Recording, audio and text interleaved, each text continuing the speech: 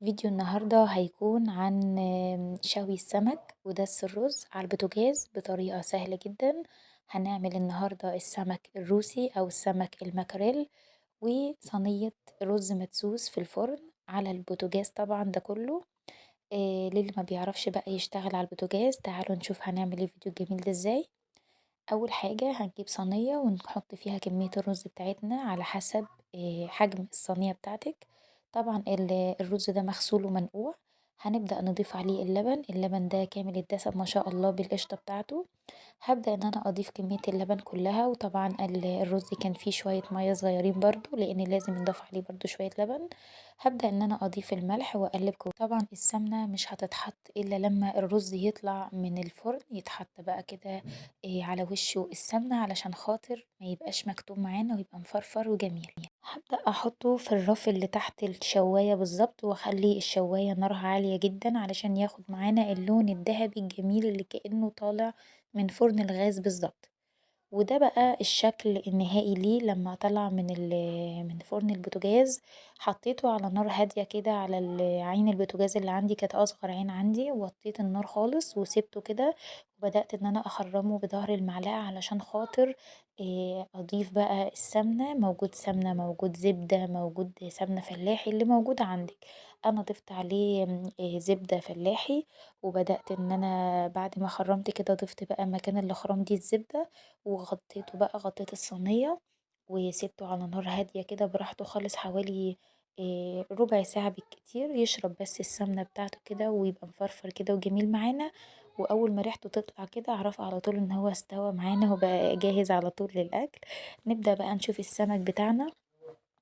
السمك طبعا أنا نضفته وجهزته معاكم وطبعا لو عايزين تشوفوا طريقة تنظيفه هسيبلكوا اللينك الفيديو اللي انا نضفت فيه قبل كده السمك معاكم في صندوق الوصف. ازاي بنضف السمك من غير ما افتح بطنه. انا دلوقتي هما 5 سمكات.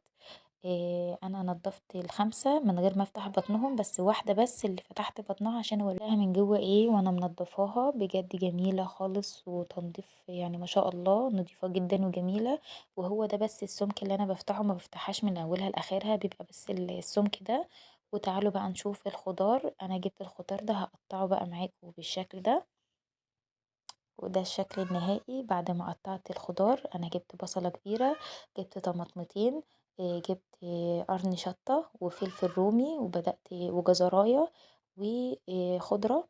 وقطعتهم قطع صغيرة كده زي ما انتوا شايفين ودي ليمونة ما شاء الله بوريكم حجمها ما شاء الله كبير بتنفعني جدا. هبدأ ان انا اقطعها كده واحطها على الخضار بتاعنا وبعد كده احط البهارات عبارة عن نص معلقة من كل حاجة نص معلقة من الفلفل من الكمون ومن بهارات السمك ومن الملح. بهارات السمك دي حلوة جدا جدا بتدي نكهة رهيبة من كل حاجة نص معلقة.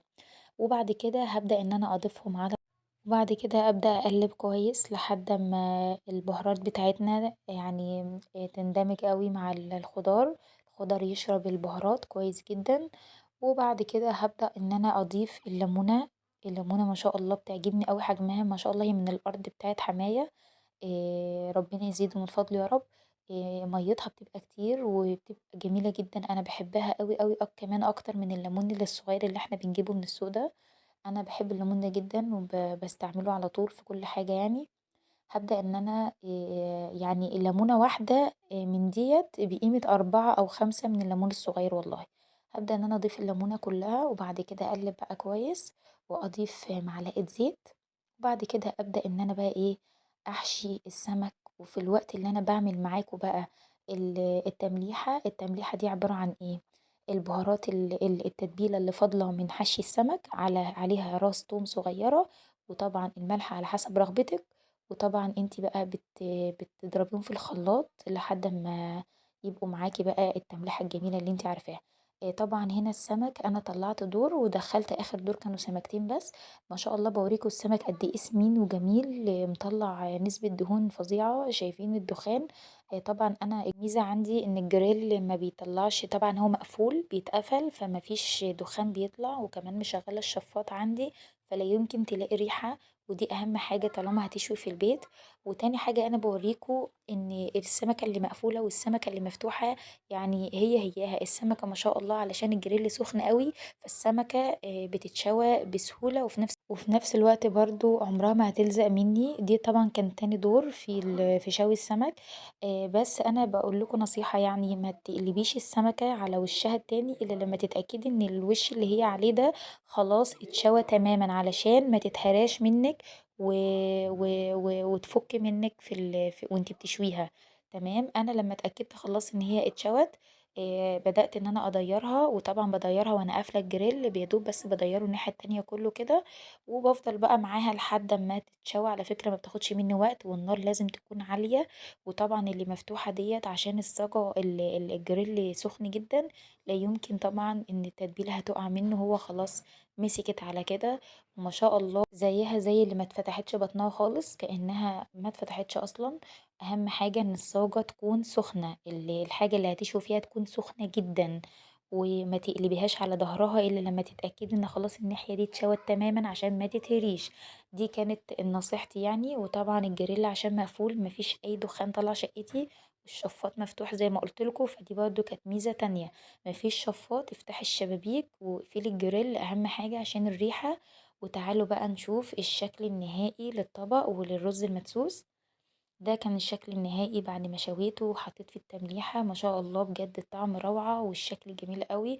أتمنى إن الفيديو يكون عجبكم، ولو أول مرة تتابعيني أنا اسمي ضحى الصادق من مطبخ دودو. لايك وشير للفيديو والاشتراك الجميل في قناتي، وبألف هنا وشفا على قلبكم وأتمنى تجربوه.